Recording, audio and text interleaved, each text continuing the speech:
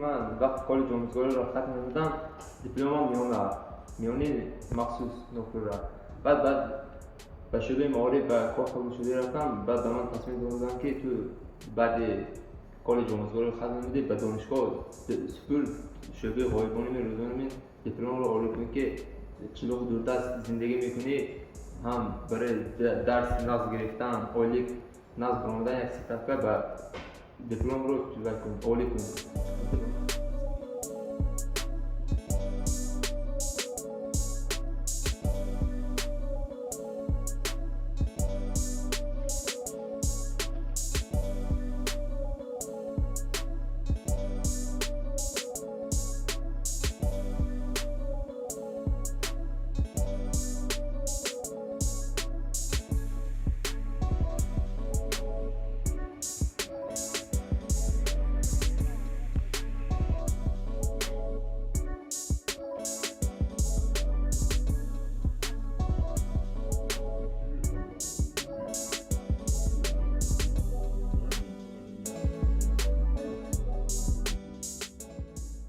سه سال در اینجا تحصیل کرده با دانش خودم را در دانشگاه سیقل دادن میخواهم.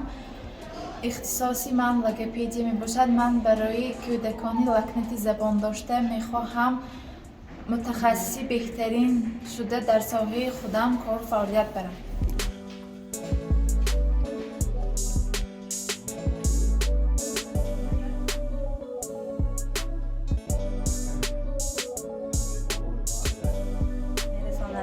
همه شرایطی خواندن ندارند و ما حرکت میکنیم که دانش خود را صیقل دهیم.